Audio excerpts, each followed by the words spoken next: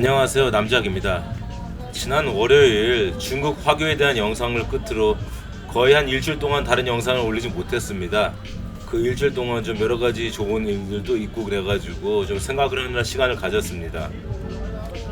첫 소식은 여러분의 성원에 힘입어서 드디어 유튜브 수익 창출이 가능해졌습니다.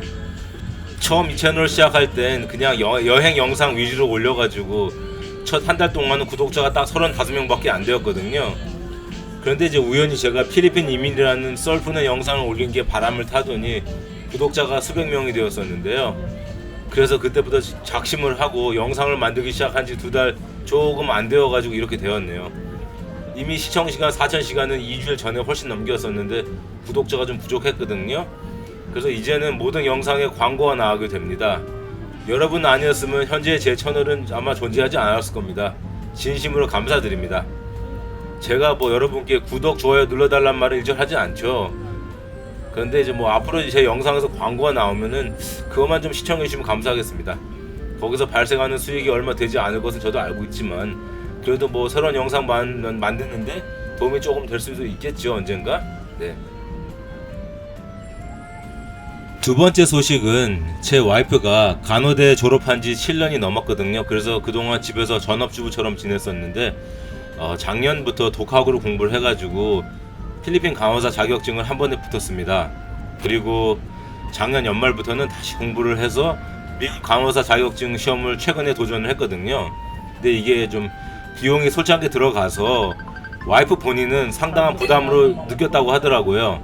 근데 이제 지난주에 결과가 나왔었는데 다행스럽게도 미국 RN 자격증도 한 번에 붙었습니다. 이제 와이프는 필리핀 병원에서 1년 경력을 쌓고 나면 그 다음에 미국 나가서 일할 수 있게 될 것 같습니다. 와이프는 흙수저로 태어났어도 자기는 절대 가난하게는 살지 않겠다는 독한 마음을 가지고 있었는데 어쨌거나 저와 같이 지내면서 평생 본인의 꿈이었던 학교 공부하는 것도 결국 해냈고 이제는 필리핀 미국 간호사 자격증까지 획득해서 정말 기쁩니다. 제게는 이제 큰 중압감으로 느껴왔던 어깨의 무게도 한결 덜게 되었습니다. 그간 제가 업로드한 영상들이 좀 필리핀 서민들의 입장에서 바라보는 영상들이 많았습니다. 그러다 보니 내용이 좀 칙칙하고 우울한 분위기가 있었던 부분도 좀 인정합니다. 하지만 그 영상들을 보시고 필리핀 사람들의 삶에 대한 인지가 되셔야만 앞으로 제가 올리는 영상들에 대한 이해를 위한 밑바탕이 되는 그런 내용들이었거든요. 밑바탕 그림이 없는데 예쁜 색을 입히는 색칠 작업이 나올 수 없는 것이라 저는 생각을 했습니다. 하여간 이제는 그래서 좀 칙칙한 이야기는 좀 줄이고 다른 각도의 이야기를 해보려고 합니다. 분위기 세신도 좀 하려고 하고요. 그간 제 흐린 날씨 같은 느낌의 영상을 시청해주셨던 여러분들께 감사의 말씀 드립니다. 그럼 오늘의 본론으로 돌아가겠습니다. 제가 필리핀 거주 한 3년 차쯤 되었을 때 이미 여기서 10년 넘게 사시는 분들께서 하신 이야기가 있었습니다. 필리핀에서 확실하게 성공할 수 있는 사업 종목은 한 3가지 정도로 압축된다 라고들 말씀을 하셨거든요. 그래서 저는 그냥 그런가 보다 하고 있었는데 저도 이제 5년, 10년이 지나 15년이 지난 시점에서 돌이켜보니 그분들이 그때 하신 말씀이 지금 보는 관점에서도 불변의 진리라고 말씀드릴 수 있겠습니다.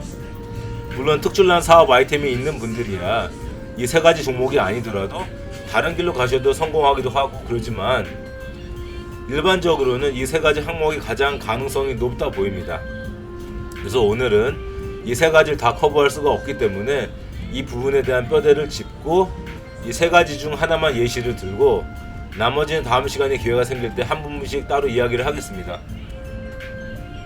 오늘의 주제는 필리핀에서 확실하게 성공하는 사업 3가지입니다. 첫 번째는 먹는 장사입니다. 그 누구라도 짐작을 하셨겠지만 먹는 장사입니다. 어느 나라를 가거나 살아가려면 먹어야 되지 않습니까? 사람들이 우스갯소리를 하는 말이 밥 먹으려고 일하는 거다라고 얘기를 하죠. 맞는 말씀입니다. 그리고 필리핀도 그건 맥락이 같습니다. 다만 한 가지 필리핀의 외식 문화를 좀 보면은 눈여겨볼 것이 있습니다. 필리핀에서는 일단 80%의 서민들은 적은 소득에 비해 과도한 지출 규제로 인해 거의 하루살이 인생을 살게 되거든요. 미국에서도 한인 구멍가게들이 정말 장사가 잘 되던 곳은 어딜까요? 그거는 바로 예전에는 빈민가, 흑인 지역, 히스패닉 지역이었습니다. 그들은 보통 안정적인 수입이 없다 보니 그냥 매일같이 벌어 들어오는 조금만 돈으로 하루 사일 생활을 했던 거였거든요. 그래서 거기서 구멍가게 하시는 분들이 장사가 정말 잘 되었습니다. 근데 필리핀의 서민들도 사실 생활이 그들과 크게 다를 게 없다 보니 그냥 오늘을 즐기자는 마음으로 오늘 밥 먹는 거에 대해 집중을 합니다. 이 사람들의 적은 소득에 대한 과도한 식비 지출이 뭐 이거는 상위 10%가 만들어 놓은 시스템에서 그렇게 자기가 벌은 돈을 고스란히 헌납하다 보니 저축은 하지도 못하는 그냥 소비만 하는 생활이 되는 겁니다. 그리고 돈이 있는 사람들과 없는 사람들 외식의 차이가 있습니다. 상위 잘 사는 분들이야 뭐 한 끼에 1000페소 이상의 음식을 사 먹어도 전혀 문제가 없고, 상위 20% 정도 되는 사람들, 소위 중산층을 하는 사람들 같은 경우에는 한 500페소의 음식을 자주는 아니더라도 종종 사 먹을 능력이 됩니다. 근데 서민 및 비민이라 보는 하위 80%의 사람들은 맥도날드에 가가지고 빅맥 세트를 사 먹기가 쉽지 않습니다. 그 가격이 180페소, 200페소거든요. 거의 한국 돈으로 4-5천원이 넘어간 5천원이 가까운데 한국에서도 그렇게 비싸지는 않지 않습니까? 한 6천 얼마 정도? 그래서 맥도날드에는 이제 100페소 이하의 싼 버전의 음식들을 만들어서 판매를 하고 있고요. 서민들은 주로 그것을 사 먹습니다. 즉 주말에 모레 가족끼리 나와서 이제 밥을 한 끼를 먹는 경우에도 4-5인 가족 기준으로 나와서 싼 음식을 사 먹어도 마닐라에서 하루 일당 이상이 지출이 됩니다.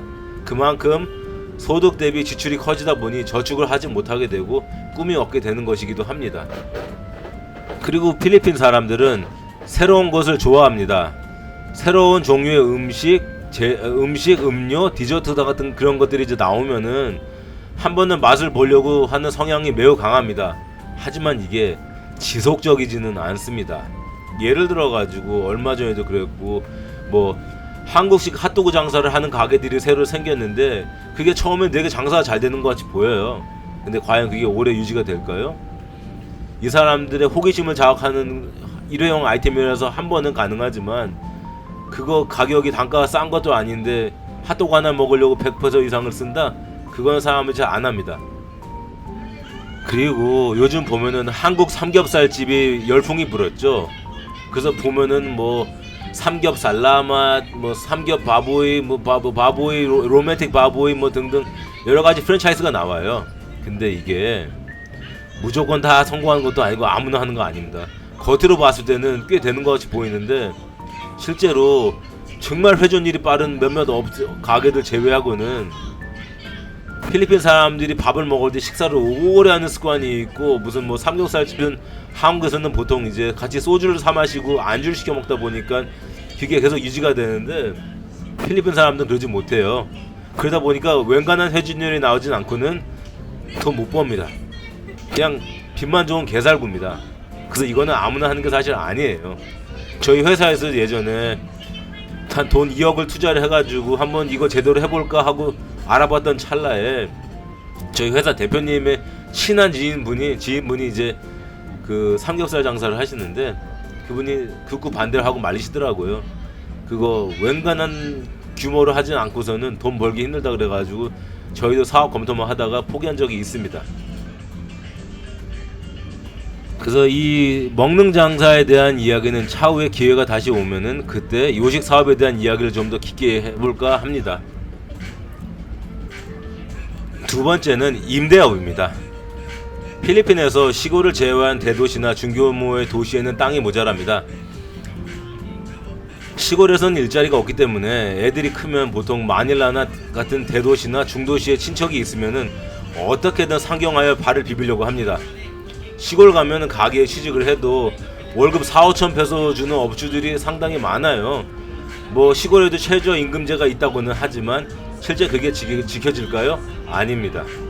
그러다 보니 사람들이 어쨌거나 큰 도시를 상경해서 한 달에 10,000페소라도 벌려보려고 모이다 보니 사람들이 거주할 공간이 부족해지는 거예요. 아울러 마닐라 같은 대도시에서는 현재 메인랜드 차이나 중국 공산당 그 국가에서 건너온 온라인 카지노 포고에서 일하는 애들이 수만 명이 이상 넘치다 보니까 그들을 재울 공간이 없어서 계속 콘도들이 지어지고 있습니다. 이 중공군들은 중국에서는 도박이 불법이고 중국 돌아가는 순간 연행 체포될 상황이 높아져서인지 무슨 수를 써서라도 중국에 돌아가려고 하지 않습니다. 중국 본국인들을 대상으로 하는 온라인 도박 사업에서 돈을 갈퀴로 긁어 모으기 때문에 이 사람들을 상대로 하는 유흥 및 편의 사업들이 아주 활발해지고 있거든요. 그러다 보니 가게부터 시작 가게 임대라든지 여러모로 현재 사는 사람들에겐 참 많은 불이익이 발생하는 게 현재 시점입니다. 이들 때문에 집 임대료, 가게 임대료, 식자재 값 등이 천정부지로 오르다 보니 현재 거주하는 사람들의 스트레스는 정말 많이 받게 되는 겁니다. 반대로 이 말을 이제 임대업으로 풀이를 해보자면은 건물 주택을 가지고 있는 사람들에게는 이게 아주 좋은 호재로 작용하고 있습니다. 또한 담보 대출로 집을 사서 임대하는 사람들의 경우는 당장 한 달만 비워도 집세 상환에 문제가 생기니 팬데믹 기간 같은 기간 동안에 사람이 없었을 때는 어떻게든 가격을 내려서라도 세입자나 입주자를 받으려고 했지만 여기 필리핀에 원래 도마한 사람들이 주로 이런 임대업을 하거든요. 이 사람들의 경우에는 세입자가 없어서 한 2-3년 정도 건물 안에 거미줄이 쳐져도 그냥 내버려둘 지언정 가격 다운하는 흥정 같은 걸 하지 않은 오너가 상당수인 점을 인지하셔야 됩니다. 지난 2년 동안의 팬데믹 기간 동안 많은 가게들이 문을 닫고 폐업 처리를 했던 반면에 있는 사람들은 그때 그 건물 땅들을 싸게 사들여가지고 지금 계속 공사를 짓고 있습니다. 그리고 그런 가게들이 최근 많이 열리고 있는 모습도 보여요. 예전에는 한국인들이 주로 하던 임대업이 필리핀 배우자 없이는 땅 구매가 불가능하기 때문에 특정 건물, 호텔의 몇 층의 유닛 몇 개를 1년씩 통으로 계약해서 관광객들에게 렌트하는 경우가 많았고 특정 지역에서는 뭐 수영장에 있는 풀빌다들을 1-2년 단위로 임대를 해서 관광객들에게 렌트를 하기도 합니다.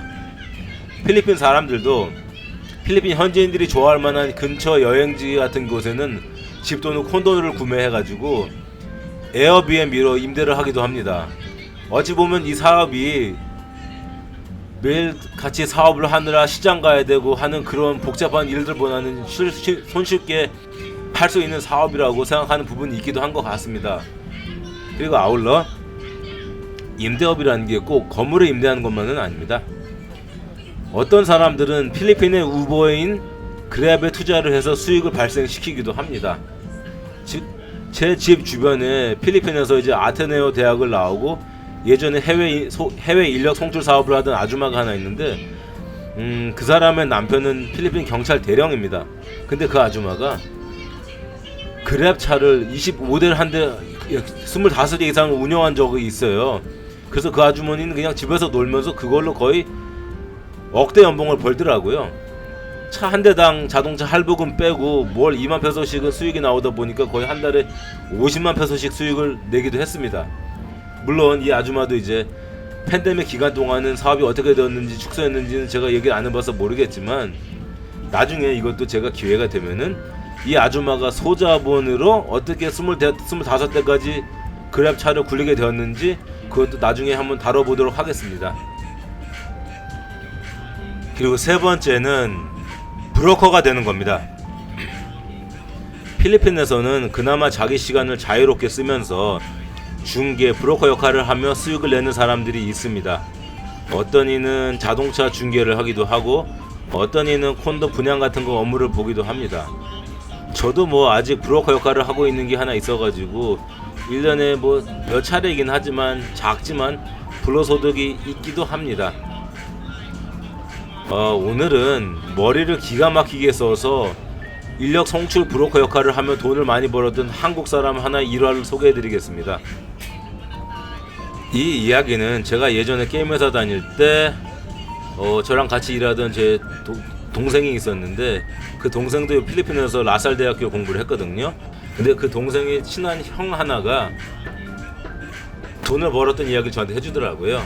어떤 거였냐면은 그 사람이 한국에서 해양대학교를 다녔다고 합니다. 그리고 어떻게 해가지고 동원과 사조 쪽에 원양어선 있죠. 거기에 이야기를 해가지고 자기가 인력을 그쪽을 붙여주겠다고 얘기를 해서 그 협박을 받아가지고 필리핀에 넘어왔던 겁니다. 그래서 여기 보면은 남자들이 다들 외국 나가서 일하고 싶어 하죠. 그게 인생을 바꿀 수 있는 유일한 기회니까요. 그러다 보니 많은 대학교들이 애들을 씨맨을 만드는 거죠. 해양 선원을 만드는 코스들을 가지고 있습니다. 그리고 거기서 가장 중요한 거는 얘네들을 어떻게 해외에 있는 배 선사들의 연결을 시켜가지고 인력을 보내주냐거든요. 그러다 보니 이제 이 사람이 와가지고 그 학교들을 돌아다니면서 한국에 동원, 사조 이쪽에서 사람들을 모집한다. 그래서 내가 그 역할을 해줄 테니까 니네 애들을 우리 그쪽 한국을 보낼래? 그렇게 해가지고 학교랑 계약을 맺고 아예 애들을 불러 모으기 시작한 거예요. 물론 외국인이 이 인력 송출 사업 회사를 자체적으로 차릴 수 있는 건 아니기 때문에 다른 사람을 끼고 했을 건데 어쨌거나 저쨌거나 놀라웠던 거는 이 사람 같은 경우에는 이제 1년에 매년 뭐 예를 들어 가지고 20-30명, 40명 이런 애들을 인력 송출 사업을 해가지고 한국으로 보내고 동원 사조에서는 그쪽 사람들을 선을 받아가지고 쓰고 하다 보니까 이 사람은 그냥 학교 가가지고 애들만 몇 명 면접 보고 부른 다음에 한국 보내버리고 나면은 이 원양 어선에 타는 필리핀 애들의 월급은 이 사람이 동원 사조에서 받아가지고 그냥 이 각 선원들의 가족에게 돈을 쏴준 역할만 합니다. 그리고 거기서 떼는 돈이 매월 떼는 돈이 꽤 되죠. 이런 인력 송출 사업을 할 때 보통 뭐 10에서 15% 떼는 사람들 상당히 많거든요. 그런 식으로 그냥 수십 명만 한국에서 일 시켜놓고 이제 아니 원양 어선에 태워놓고 가만히 있으면 이 사람들 같은 경우는 배우의 이 사람들은 이제 배에서 생활을 하다 보니까 도망도 못 가. 그냥 그 기간 예를 들어가지고 계약 기간 1년 2년 동안은 나 죽었어 하고 배에 있다 보니까 이 사람은 그냥 앉아서 돈 놓고 돈 먹게 하는 거죠. 와, 저는 그 얘기를 듣고 놀랐던 게 그렇게 머리 쓰는 사람도 있었구나 라는 이야기를 하게 되었습니다. 그래서 브로커라는 것도 좀 머리를 잘 쓰고 새로운 기발한 아이템이 있으면은 그것도 나름대로 매력이 있을 거라는 생각을 하고 있습니다. 그리고 그 외에는 실제적으로도 제가 아는 분 한 분이 계시지만 그분은 엄청난 인맥으로 사람들을 연결시켜주는 그런 행위를 해가지고 돈을 많이 버시는 분도 사실 계시거든요. 그분 이야기도 언젠가 시간이 되면 한번 다뤄보겠습니다. 진짜 거의 로비스트죠, 로비스트. 필리핀에 있는 한국인 로비스트 같은 분. 그 얘기도 나중에 한번 해보겠습니다.